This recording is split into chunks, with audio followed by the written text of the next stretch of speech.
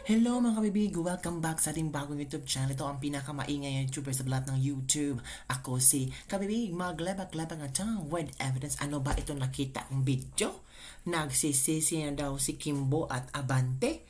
Humingi ng papatawad sa mga netizens. Nako, totoo kaya ito or pakitang tao lamang? Ewan ko. Alam mo naman mga politiko, di ba? Pag ramdam nila tagilid na sila, dapat magpapaawa effect. Pero ramdam nila na powerful sila, na maraming makikinig sa kanila, na maraming naniniwala sa kanila, banat ng banat. Wala silang pakialam kung meron silang nasaktan, wala silang pakialam kung tama ba or mali ang kanilang mga action. Kaya nga, in every action, there is a corresponding reaction. Nako, mga kabibig. Heto ha, may nakita akong video na kung saan ay parang todo drama itong si Stella Kimbo.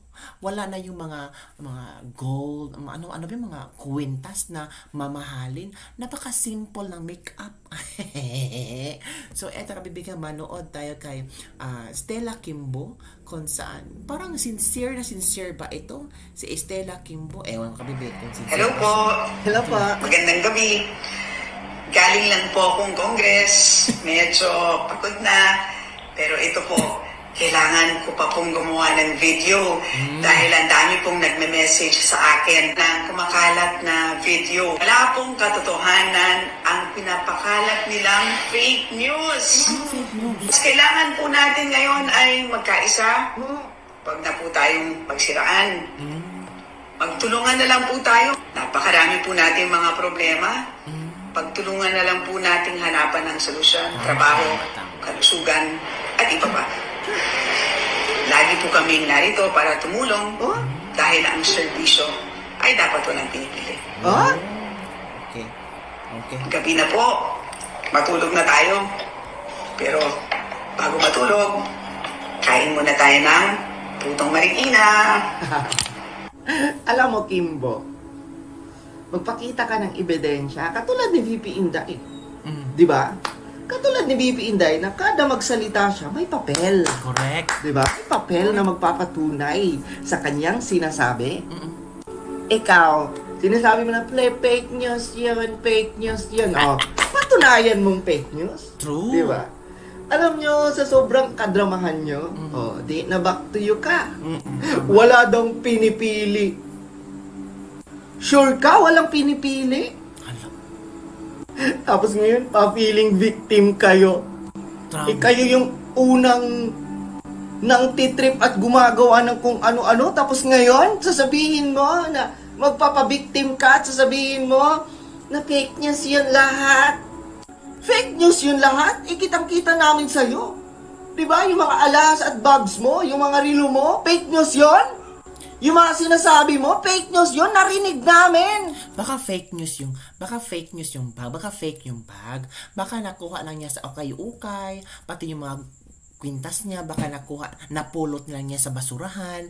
Kaya nga, baka fake news yun. Kaya talaga, binigyan niyo talaga ng huwag tayong magpa-high blood kay Kimbo. Alam niyo naman si Kimbo, mga Q, Marikina Q. Dapat may mga Q. Dapat ang mga kagamitan nila. So, ewan ko kung nagsisisi ba si Kimbo or parang confident pa rin si Madam Kimbo. Knowing na powerful siya kasi ang kanyang padre de pamilya ay sino ba?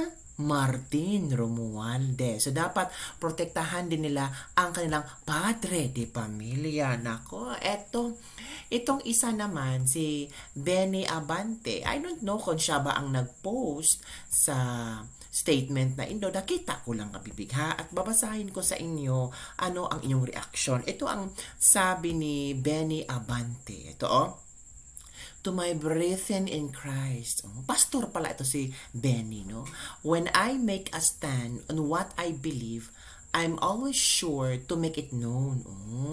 I can't play politics on it and be diplomatic about it. Sometimes I get carried away and become careless in mentioning some names. Wow! Hindi makontrol ang emosyon. Pastor siya, no? Pastor siya. So iba yung pagiging pastor niya at iba yung pagiging politiko niya. So dual yung karakteristik niya. Ay, delikado niya. Hindi marunong mag-control ng emosyon. Baka baka sometimes maguguluhan siya kung pastor ba siya or politiko pag makaupo siya sa Congress. Diba? Delikado yun. Diba? This is not to demean nor to disrespect them. So hindi niya ang tawag dito, nirespeto pa rin niya si VP Sara or kung sino man po mga resource person na kanyang tawag dito, sa kanyang careless in mentioning some names. If any way some got offended on my carelessness, I apologize. Oy, nag-apologize na si Benny Abante. Buti pa itong si Benny Abante, marunong bang apologize? Perhaps it's just saying what the Apostle Paul has said. Oh, Apostle Paul. I am therefore become your enemy because I tell the truth. Nagiging kaawa nyo ba ako kasi nagsasabi ako ng katotohanan? Wow! Galing ni Benny Abante. Nakakonsensya. Next time, no names will ever be mentioned, just what I believe to be true. I hold no grudges to anyone. Let brotherly love continue. I will still go out of my way to help anyone, a friend or a foe. By the way, I will not get offended if some people mention my name negatively. I want to be a gentleman by telling those who got slighted, I'm sorry. Ay, humingi na talaga ng tawad si Abante Kabibig. So it means, taos puso ba niyang inamin na nagkamali siya? Taos puso ba niyang inamin na anong tawag dito? May galit siya kay VP Sara? Ay, ewan ko kabibig ko. Basta, yun lang ang nabasa ko, yun lang ang napansin ko na si Kimbo, meron pa rin siyang pride. Parang sinabi niya na, oy, fake news ang pinapakalat nyo. Huwag kayo mapakalat ng fake news. Hindi totoo yung mga bags ko, yung mga dangling earrings, and mga gold, at mga alas ko. Hindi yan totoo. Guni-guni nyo lang yan. Hallucinations nyo. Pero itong si Abante, I apologize. Oy, grabe, iba talaga. Iba talaga ang kamandag ng people power. Pag magkaisa ang lahat ng tao ba, makikita ng mga politikong ito na ay iba. Iba itong si Sara. Maraming supporters, maraming lumalaban. Iba, pina-lifestyle check tayo. At eto na, profile locked agad-agad ito. Bakit nag-profile lock sila? Tapos, hindi na pwedeng mag-message, mag-komento. Takot ba sila? Ewan ko, kabibig, bakit sila takot? Kasi, kung hindi sila takot, they will not do the profile lock. Kung hindi sila takot, they will not apologize. Kung hindi sila takot, they will not speak about fake news, lahat yan. Diba? So, it means, natakot sila sa masang Pilipino. Natakot sila sa mga nabulgar na mga sikreto. Natakot sila na baka it's the end of their political career. Pwede. Kasi ang mga tao ngayon, ayaw na ng mga budol. Ayaw na ng mga ipalitiko. Ayaw na ng mga ganong style na mga politiko na parang may minamahal na padre di pamilya. Ay, yung mga politiko na parang ginawang poon si Tambaluslos. Oy, yan ang sabi ng mga ilang netizen. Oo, kasi nakita nila na isang salita ni Martin, tahimik sila lahat.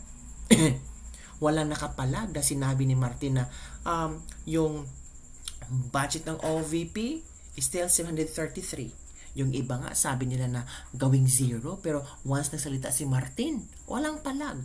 Kahit ang Makabayan Black, hindi na nag-react. So, ang ginawa nila, as is na, yung 733 million na budget ni VP Sara. Kahit ano pang ginawa ni Raul Manuel, ni Brosas, ni Franz Castro, pag nagsalita na ang padre de pamilya, tahimik agad. Ganun pala. So, kabibig, ano ang yung reaction sa apology letter ni Benny Abante kung talagang sa kanya ito galing? At itong video ni Kimbo na sabing fake news lahat yung mga pinapalabas yung ngayon. Ano kaya, no? Excited ba sila na tatakbo sa next election? Ewan ko, kabibig. So, don't forget to like, subscribe, and share this video para sa mga latest trending news na ating pag-uusapan. Grabe, ang dami na, lalo nang malapit ng eleksyon. Nako. Sino bang iboboto yung senador? Basta ako, ang iboboto ko si Bongo. Ay, gusto ko yung malasakit center ni Bongo. Gusto kong padamihin pa ang malasakit center ni Bongo. Maraming natulungan. Same ng Office of the Vice President. Diba? Tingnan mo ang mga taga Davao, no? Ang gagaling nila. Oh. Si Bongo may malasakit center. Si BP Sara may OVP satellites. Diba? Yung ma-reach out talaga lang yung mga kasulok-sulokang area ng Pilipinas na parang ramdam ng mga Pilipino sa mga kasulok-sulokang area ng Pilipinas na parang hindi kami mahal ng ating Pangulo. Parang hindi namin ramdam ang PBBM's Bagong Pilipinas. Oh, di ba? Pinaramdam ni Senator Bongo at ni VP Sara Duterte. Later on, magbibigay pa ako sa kung sino yung ibobotohan ko sa 2025 senatorial election. So far, gusto ko si Bongo. Sino pa ba? Basta, later na. Bye everyone. See you next time.